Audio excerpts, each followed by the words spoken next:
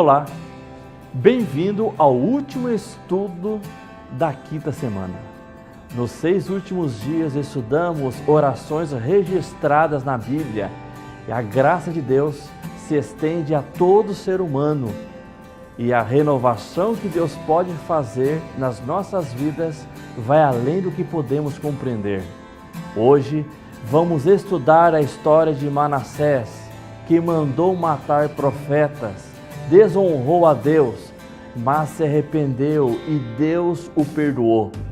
Vamos ver e meditar em como a graça de Deus restaurou Manassés e o que essa oração pode nos ensinar. Eu venho de uma família cristã, mas de outra denominação, pastor? E eu cresci na igreja, dentro da igreja. Eu cresci ali dentro da igreja. Mas na minha juventude, em determinado momento, eu fiz algumas escolhas erradas e as quais, consequentemente, eu tive que pagar, o preço por essas escolhas erradas. E eu conheci uma pessoa, e me envolvi com ela, sem estar casada, me envolvi com ela, sendo que eu sabia que isso era errado, acabei me envolvendo. E quando me dei conta, eu estava grávida. Quantos anos você tinha, Bel, nessa época? 23 anos. 23 anos de idade.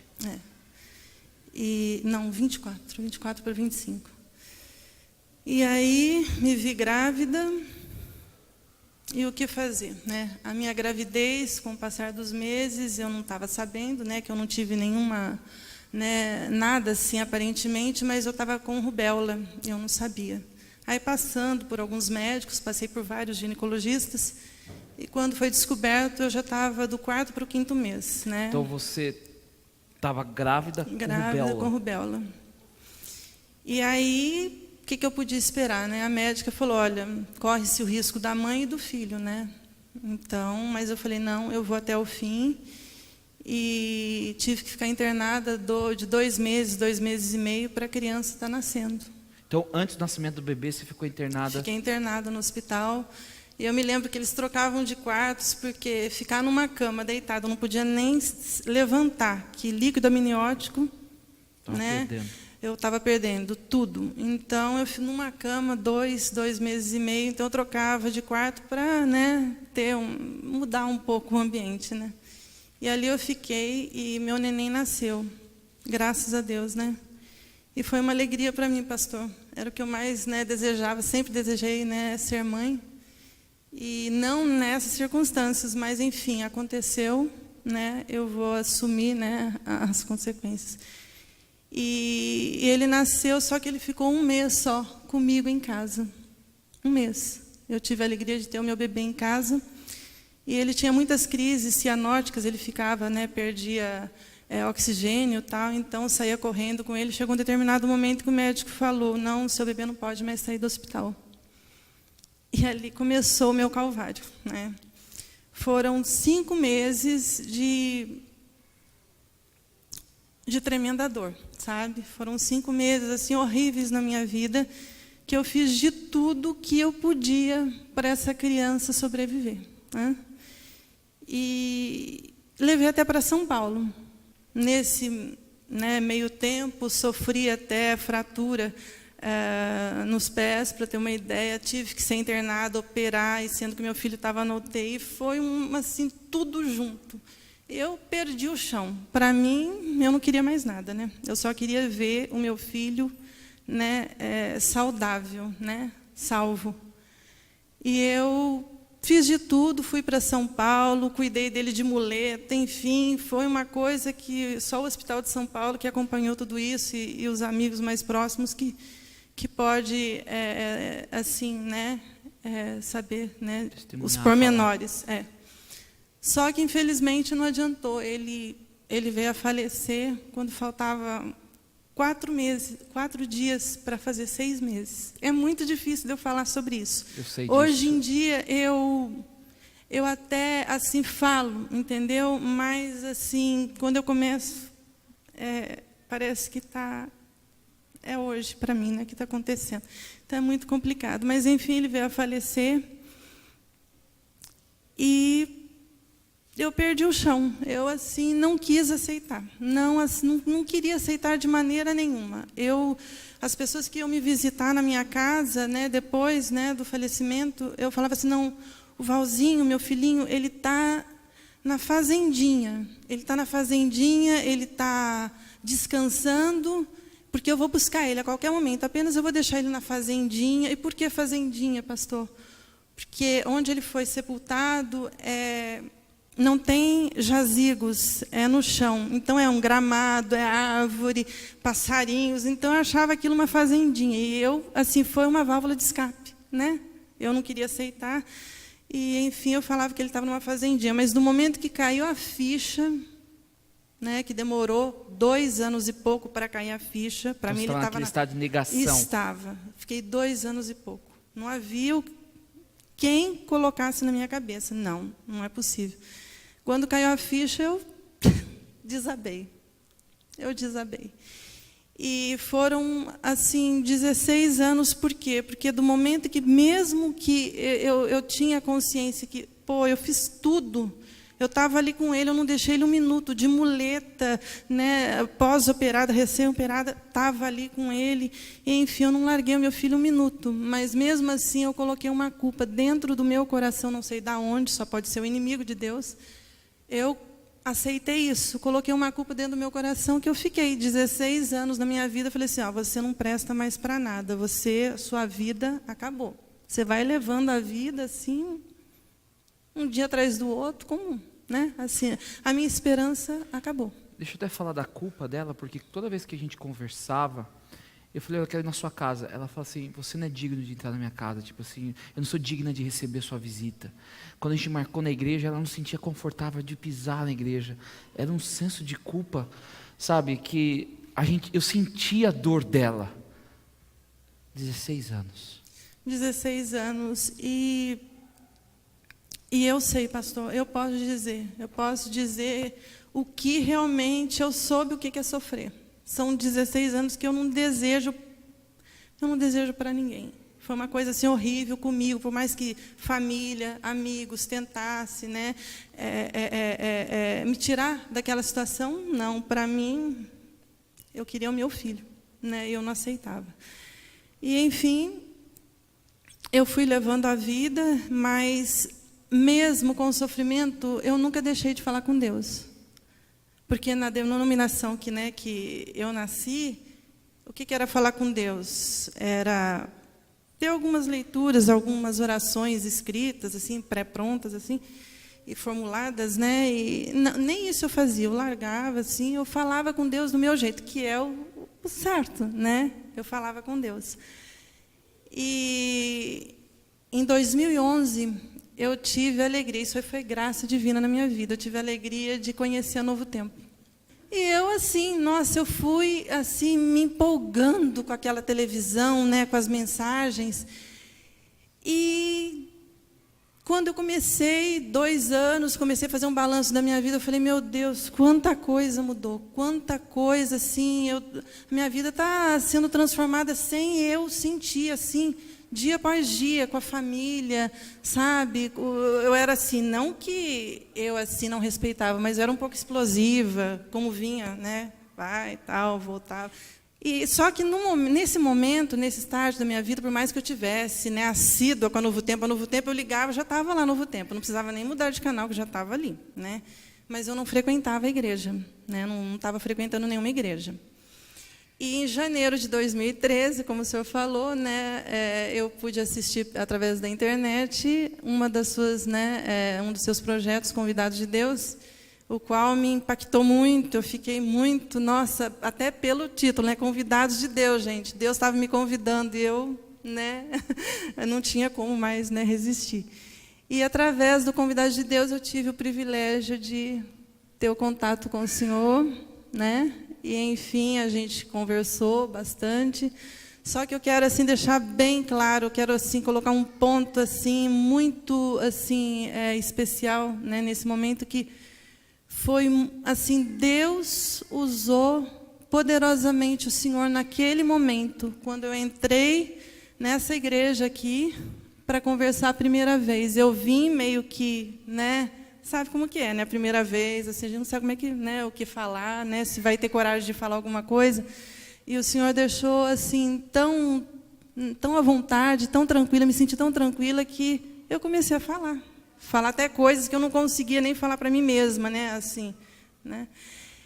E foi maravilhoso. Deus assim usou o Senhor tremendamente, assim, foram sábias as suas palavras, foram doces as suas palavras no meu coração, que eu jamais, pastor, eu hei de assim esquecer, não esqueço. São frases que estão gravadas aqui na minha mente e no meu coração, que com estas palavras eu consegui deixar de sentir aquela culpa que eu tinha há 16 anos. Eu não sei como, foi assim, parece que passou uma borracha assim. Foi impressionante isso, né? Me lembro como se fosse hoje, o Senhor orou comigo antes e eu comecei a falar aquelas coisas que só o Senhor sabe. E eu falei, meu Deus, como é que eu falei para Ele? Como é que eu consegui falar, né? E eu voltei para casa assim maravilhada, eu estava leve. Então, eu tenho que agradecer muito a Deus por ter encontrado, por Deus ter colocado o Senhor na minha vida, pelo Senhor ter me acolhido com tanto carinho, com tanto amor, né? Essa comunidade maravilhosa, cada sorriso, cada abraço, cada oizinho, cada oi no Facebook, né? Para mim, eu sinto Deus fazendo isso comigo. É Deus que está fazendo isso comigo. É Deus que está permitindo, né? Todas essas alegrias, depois de 16 anos, sofrendo calada. Levava a minha vida, porque eu não podia parar. Mas, assim, não me divertia, era uma coisa assim, do trabalho para casa, da casa para o trabalho, enfim. E foi dessa maneira. Mas Jesus, pastor, Jesus é maravilhoso. Jesus é poderoso, Jesus é misericordioso, Jesus é amor, Jesus é perdão. E eu senti isso dentro do meu coração. Porque eu já não tinha mais esperança. E Deus escolheu um ministro do Evangelho, podia ser outra pessoa, Deus escolheu o ministro do Evangelho, pastor Douglas Wesley Pereira, sabe, para me mostrar, olha, aqui está a esperança, é aqui que está a esperança, não sofre mais. Então, eu sou extremamente, assim, nossa, grata a Deus, em primeiro lugar, e ao Senhor, sabe. Hoje, pastor, eu posso dizer para vocês, hoje eu vivo assim, ansiosamente aguardando a volta de Jesus. Amém. Por que isso? Porque eu quero pegar o meu filho de volta. Eu quero isso, entendeu? Por mais que eu entenda, né, que o sofrimento faz parte, que a gente está aqui no mundo de pecado. Quem sou eu? Se Cristo morreu numa cruz, quem sou eu para estar, né, assim, reclamando? Vamos dizer assim, eu não sou ninguém. Eu mereço estar sofrendo assim, mas eu quero que Jesus volte logo, porque eu vejo um anjinho me entregando o meu vozinho nos braços, entendeu? Eu quero cuidar dele. Como eu não pude cuidar, eu quero cuidar dele. Então, essa é a minha esperança e eu quero que Jesus volte para que eu pegue o meu filho novamente em meus braços. E hoje eu sou feliz. Hoje eu estou em paz, eu sou feliz. Porque hoje eu sou batizada, eu sou um membro dessa igreja, que eu não vou deixar jamais, só se eu, né, for embora com a volta de Jesus. E eu tenho muito que agradecer a Deus, pastor. Eu tenho muito que agradecer a Deus e ao Senhor. Porque o Senhor foi um instrumento nas mãos de Deus, um instrumento especial nas mãos de Deus, para que hoje eu pudesse estar aqui, quem diria, né, eu falando aqui, enfim, testemunhando, né, das maravilhas do Senhor Jesus.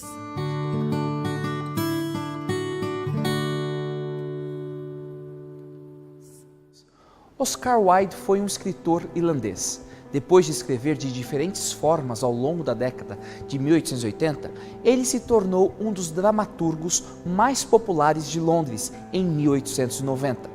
Hoje, ele é lembrado por seus epigramas e peças e as circunstâncias de sua prisão, que foi seguida por sua morte precoce. Uma de suas célebres frases é: "Nenhum homem é rico bastante para comprar de volta seu passado." Não importa o quanto você tenha, você não terá condições e maneiras para adquirir de volta as palavras proferidas, as ações tomadas, as escolhas feitas. Porém, isso não quer dizer que você eternamente estará aprisionado ao passado. Pelo menos, você não precisa, pois a cada um de nós está disponível a graça de Cristo. Esse presente de Deus está à distância de uma oração. É pelo menos o que podemos aprender na história do rei Manassés. Bem, uma das primeiras ações de Manassés como rei de Judá foi a de se afastar da fé de seus pais. Ele construiu de novo os lugares pagãos de adoração que Ezequias, o seu pai, havia destruído. Construiu altares para adoração do deus Baal, fez postes da deusa Aserá e adorou as estrelas. Ele abandonou o Deus que havia mantido o povo de Judá até ali. Porém, as suas atitudes não pararam por aí. Em seguida, ele decidiu profanar o templo do Senhor. Construiu altares pagãos no templo, onde, conforme o Senhor tinha dito, ele devia ser adorado para sempre. Nos 2 pátios do templo, Manassés construiu altares para a adoração das estrelas. O templo, que havia sido dedicado por Salomão ao Criador do universo, foi contaminado pela perversidade de Manassés. Porém, as suas barbaridades não se findaram aí. Ele enganou e conduziu o povo de Deus para bem longe dele. Manassés levou o povo de Judá e os moradores de Jerusalém a cometerem pecados ainda piores do que aqueles cometidos pelas nações que o Senhor Deus havia expulsado da terra conforme o seu povo ia avançando. O Senhor, diante de tanta maldade, tentou falar com Manassés, tentou advertir a Judá de seus caminhos maus, porém eles não deram ouvidos. O Senhor Deus falou com Manassés e com o seu povo, mas eles não lhe deram atenção. Quando fechamos os ouvidos para a voz de Deus, estamos escolhendo viver sem a sua proteção, e isso é assinar o decreto de sofrimento, e foi isso que ocorreu com Judá e Manassés. Por isso Deus deixou que os comandantes do exército assírio invadissem o país de Judá. Eles prenderam Manassés com ganchos, amarraram com correntes e o levaram como prisioneiro para a Babilônia. Sabe, Manassés estava colhendo aquilo que ele plantou. E agora deveria pagar por seus erros. Porém, o que é incompreensível é a graça de Deus. A oportunidade que Deus sempre coloca diante do ser humano. Deus é o Deus da segunda chance. Ele não só nos oferece uma página nova, ele nos concede o livro novo. E mesmo que não compreendamos a graça e a misericórdia de Deus, elas entraram em ação na vida de Manassés, porque ele decidiu buscar ao Senhor. No seu sofrimento, Manassés orou com fervor ao Senhor. Seu Deus, cheio de humildade, ele se arrependeu diante do Deus dos seus antepassados. Deus ouviu a sua oração e atendeu o seu pedido, deixando que ele voltasse para Jerusalém e fosse rei de novo. Aí Manassés declarou que o Senhor é Deus. Não importa quão longe você foi, o amor de Deus pode lhe alcançar. Deus sabe tudo o que você fez, ainda fará, e mesmo assim, Ele te ama e está de braços abertos, aguardando a oração do filho contrito, da filha arrependida. Se isso não for amor, então o que será? A graça ainda está disponível. Por que não agarrá-la através da oração? Ao fazer essa súplica, lembre-se que a oração é a chave nas mãos da fé, para abrir o celeiro do céu, onde se encontram as ilimitadas bênçãos de Deus.